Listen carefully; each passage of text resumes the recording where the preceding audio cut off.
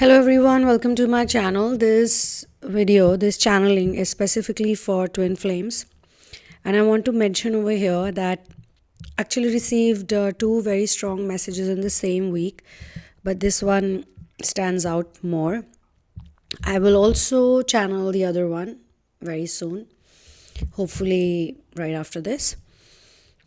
So I'm being told that the difference between a distorted masculine and a divine masculine is that the distorted masculine needs ego massage, whereas the divine masculine needs respect.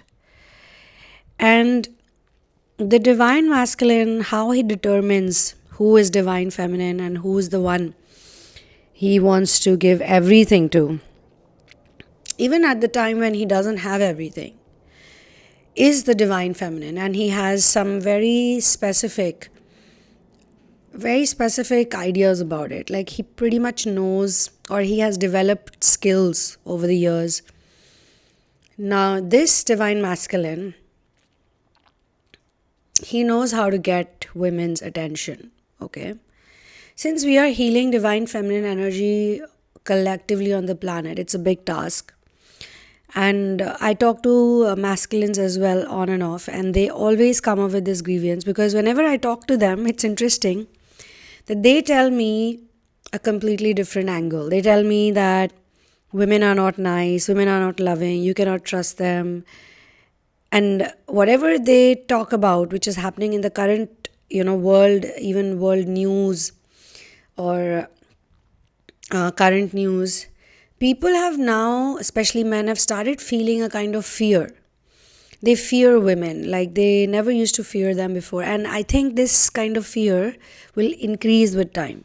And I'm not saying it's a bad thing or a good thing, but it's for certain people's reality. It's not for everyone. So some men are going to feel this way. They are going to feel that women are not so nice.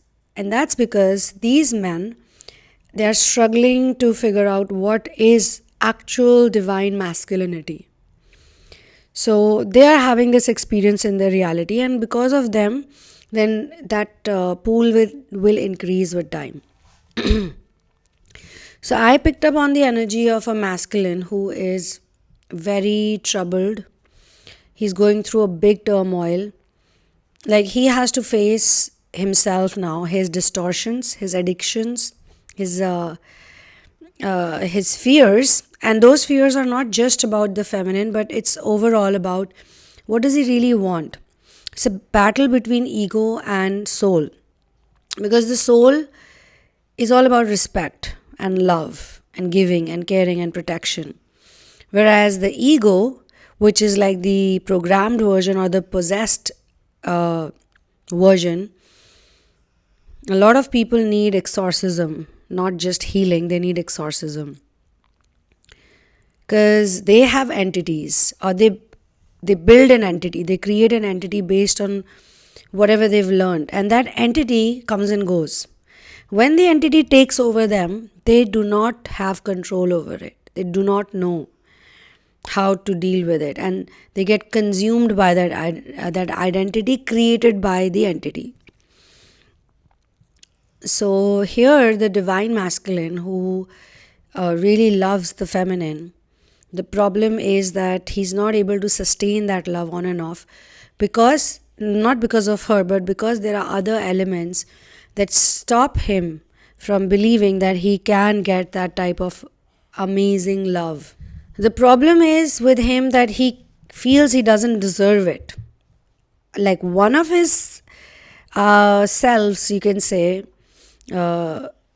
personality, you can say, feels that he's truly deserving, because that's the pure version of him. That's not distorted.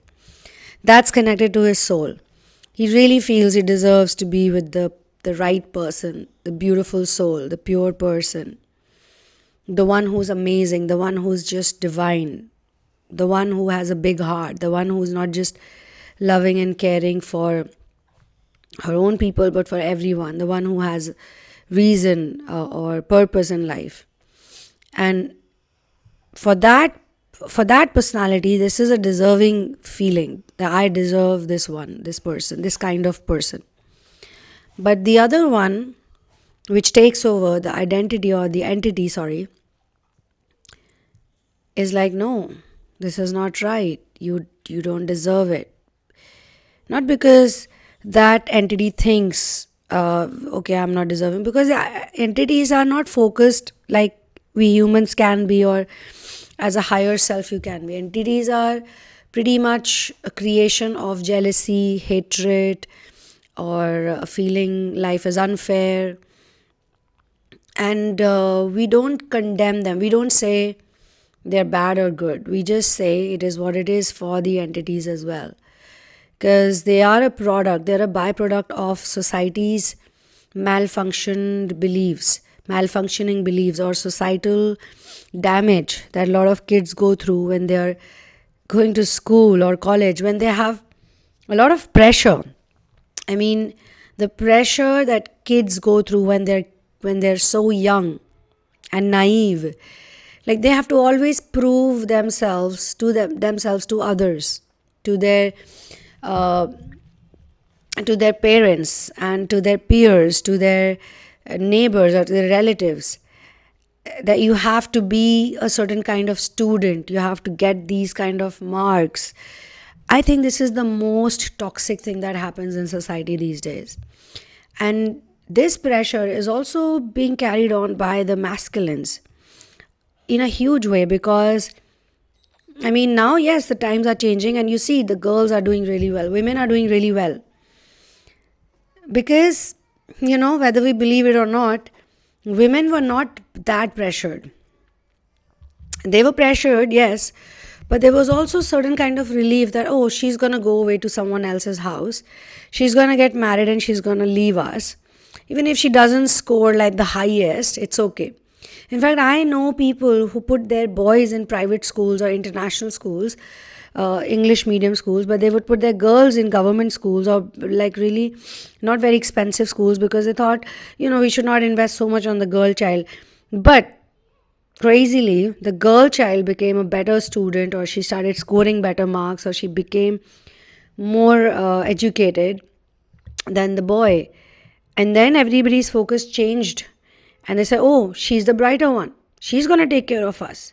And by the time she's in college and by the time she gets a job, she does become the better one, the caring one, the more responsible one. So for a lot of guys, they've had to prove this, that they are good enough. They are good enough for their father's respect, good enough for their mother's respect. If not so much with the mother, but at least with the father. And I think one generation or two generations before us, men, even though they come from a toxic patriarchal system, but men were put on a pedestal, on a platform. They still are in many cases, many communities, many families. So they have to be really good, like they have to be really, really amazing to get people's admiration. They may not realize that maybe they're being loved, they're being worshipped for just being a man, but they're also being put under a lot of expectations. This is one part of it, the societal and educational part of it, but there's also another angle to it, which is mental and emotional, and which is connected to who they see themselves as. If a man is constantly thinking or feeling that he's a failure, he's a loser because of XYZ reasons, or he's not good enough, or because of XYZ reasons, he wants to prove himself. He wants to be like, I gotta be good. And let's say the divine feminine is already amazing. She's already good, amazing, and she's like really super cool, very good, talented, skilled, whatever, beautiful as well, attractive as well. So if he's a handsome guy, if he's a good looking guy, if he's also been getting a lot of attention from females for sexuality reasons, he does feel somehow, okay, I deserve this person, this lady's love. But there are a lot of other things that he needs to figure out. He needs to be at par with her. Like somebody is excellent and you need to be at par with that person. It's not easy for this person. So I'm not being sympathetic because some of you could feel that, are you Are you taking side of a person who's been mean or who's been rude or irresponsible? See, the card I pick also is reversed devil. Okay, very clearly it's a great card, because if I would have picked up upright devil card, it would have clearly shown me that this is a person who is an addict. But I'm being shown someone who's battling with a mental illness or a mental pattern or some kind of harmful behavior that they have reflected. So they know. So your divine masculine, whosoever it is, knows that they have an illness or they have an addiction, a bad addiction, or some kind of harmful behavior that they constantly or on and off engage into. But they want to let it go. They don't want to be with it. And it's a good sign that you would be able to see the light in this person. You would be, and this person too first, because first they're going to do it, they're going to see the light in them, and they will be able to take back the control of their life. You know, they're going to overcome their addiction, they're going to reclaim their power, they're going to believe that I deserve true love, I deserve this feminine's love and respect, and for that I don't have to do all the societal things, because all this while his struggle is about, I need to be societally good. I need to be, all the things that they had to struggle with. Because a lot of them have been around distorted feminines as well. And they always felt that if I act in a certain way, she's going to get impressed by me. If I am a toxic masculine, she's going to like it. But he has been noticing over a period of time that no, my divine feminine is not into this toxic version of me at all. In fact, she despises it. She runs away from it. When I talk about all these things, I have no control over her. Because it's also about control. He thinks he wants to be somebody who can control that energy that she possesses. So no, she's out of my reach, she's out of my control, and it's painful to just know for him that more than the whole ego thing, every time I do these kind of things, these unacceptable things, she does not respect me. So coming back to that point, she doesn't respect me, she disrespects me, or she just goes like completely out of the radar. And what do you do with a person who's completely silent? Like this kind of silence, it's not a narcissistic behavior. There is a narcissistic way of purposely giving silent treatment, or purposely acting distracted, or purposely acting like I don't care about you, so I will do something annoying or something which makes you feel like I have no interest in you. The divine feminines, and in many cases the masculines as well, the real deal people, when they get turned off, they actually get turned off. They don't want to talk, they don't want to be around people, they don't want to hang out with someone, and they make no effort. I think this is how they also bring like big changes in the narcissistic setups when they're healing. They are the ones who heal from generational curses, long, big, solid, very heavy, dense generational curses. They heal it because they are all about love and giving and purity and honesty and all of that, and they keep on giving, caring. And one fine day, it's like they realize that I'm actually been criminalized or punished for being a good person. Or let's keep aside the good and bad nonsense. Let's say there's no duality talk. They are just punished for being who they are. When they are being punished for being natural, like they don't have control over being natural, because being natural is a natural thing. It's an organic thing. It's an organic thing. So they feel that, look, I'm just being myself. I'm just being, and I'm being punished for just being. So honesty is not just about speaking the truth all the time, because sometimes you don't have to speak the truth. You don't have to even say anything. Honesty is about being who you are. So when they realize that just for being me, if I'm being treated this way, then it's better that I do not look for their approval, acknowledgement, validation, love, attention. Whatever it is that makes me weak, I don't want that.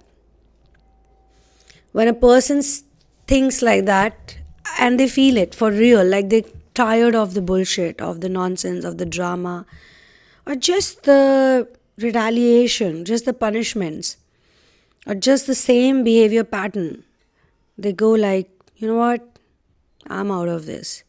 When the masculine gets this energy, this I'm out of this and I'm not interested in you, and I don't even want to like connect with you, talk to you, or just be around you, because a lot of feminines, they realize that they're so much happier, so much at peace, so much in solitude, so much they love their environment when they do not have these elements, the dramatic elements, the fake elements, the constantly ego driven people and energies. They are like, you know what, I'm really enjoying my company, I really enjoy what I love to do, then why do I need to be in this? Now, much before this, the feminines also do not know this. So that's why I always say it's the feminine who awaken. So it's not about the one who's awakening is better, because they're awakening in one department which is 5D, and the masculine awakens in the other department which is 3D. So they will mirror each other and they have to be in balance sooner or later at one point. So yeah, today's reading is that, this channeling is about that I can pick on to people collectively who are right now distraught because they are just not able to handle the silence, the genuine silence, the silence that comes from total independence and freedom and peace. Nobody wants the bullshit, okay? When they realize that the other person's not into the bullshit, they're like, okay, I will change, I will reform. So it's not being purposely done, but it is what it is, kind of situation in this case also, that whosoever's energy I pick on is literally thinking in the reversed devil format, that it cannot continue this way. I gotta change. I gotta leave this, because it's not for the other person right now. It's for themselves. They don't want it anymore because they cannot handle the separation. They cannot handle the silent treatment. They cannot handle the disappointment they've been giving to someone who really matters the most, after parents, of course. But with parents, it's a different kind of love. With your lover, it's a different kind of love. With your kids, it's a different kind of love, they say. With siblings, it's a different kind of love. But what if you're really born together on this planet for a really big thing, like it's a mission you're on, a purpose, a big purpose, and then obviously universe would have given you certain qualities to recognize the purpose. Finally, when you find that person who has a purpose, this purpose is very big thing, it can give life to people, it can change people, it can give time to people, it can just do wonders when you get that purpose. And purpose can be very simple, and I think the simplest purpose, if people get it, is just be who you are, because we have limited time here. It's a temporary reality. We don't know how long we're going to be here. That's the truth. So this is where I'm going to close this collective reading. For personal sessions, for therapies, and you can also get my book, In the Name of Love. Everything is in the description box, whether you want to be a Patreon, whether you want to be a part of the live channelings. You can do all of that. All the information is given below. See you in the next one. I will see you in the next one. One love, peace out, and victory to Ram.